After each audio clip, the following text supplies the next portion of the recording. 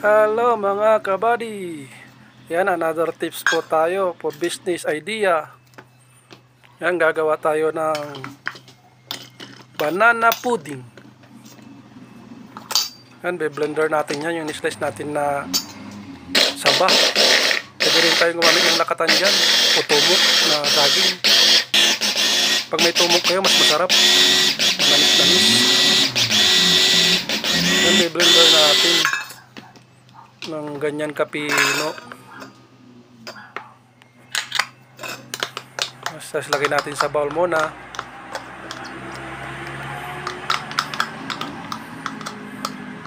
Bali dalawang blender yan, hindi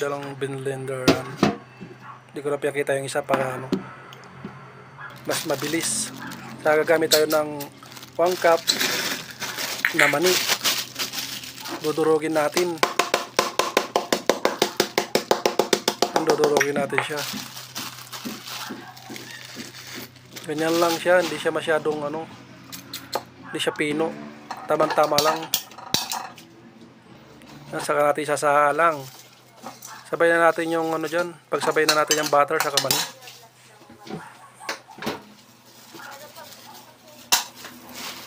Yan, bali lulutuin natin yung mani dyan sa butter.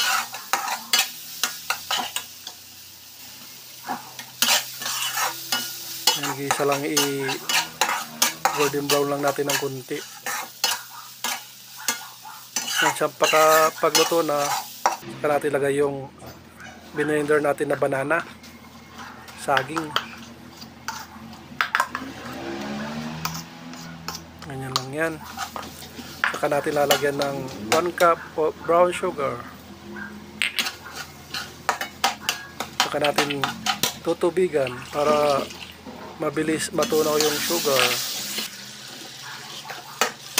Ayan, lutuin lang natin hanggang ma-mix siya maigi, para maluto yung saging. Saka natin lalagyan ng food color, yellow.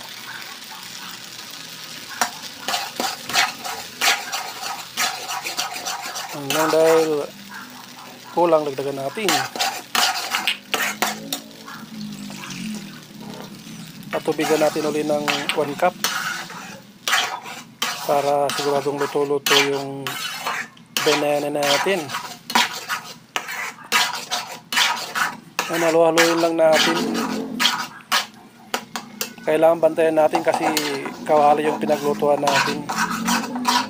Pag teflon yan, mas maganda. Kahit hindi mo siya gabayan ng halo. Kasi kawali, kaya kailangan nakahalo lagi. Halo-haloin natin para hindi siya dumikit. Saka natin papalaputan ng 1 cup cornstarch para siya magsolid. Saka may coconut siya. Kailangan natin palaputan yan para kumunat.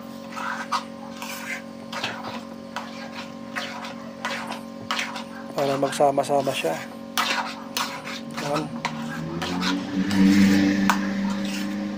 Lutuin lang natin maigi para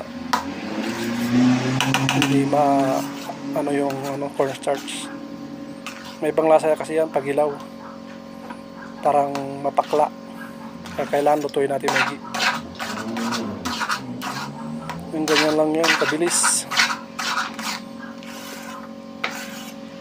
Pwede mong pagkakitaan yan.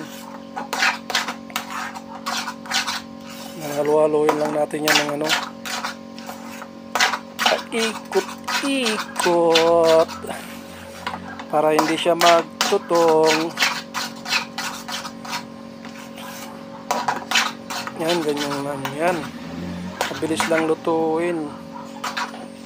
Ang pagkumunat na yan, malamang pwede nang kainin yan. Pwede na siya.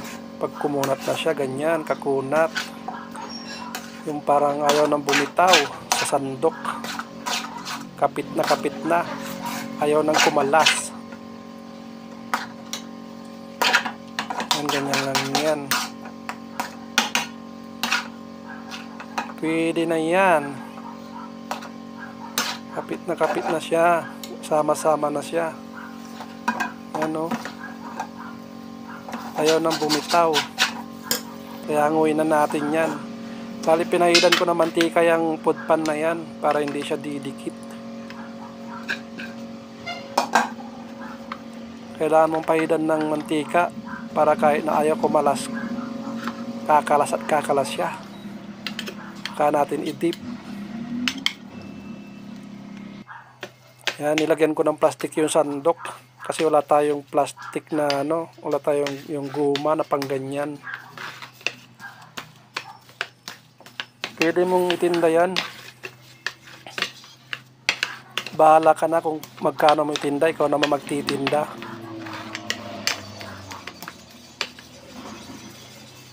Saka natin slicein habang mainit pa. Yan, sa paghiwa naman, bahala ka na, ikaw rin naman magtitinda niyan. Ikaw rin magpipresyo. Kaya bahala ka na kung gaano kalaki o gaano kaliit. Sa amin naman pagkain lang, kaya ganyan lang. Yan, another tips. Pang business agad yan. Thank you so much sa panonood.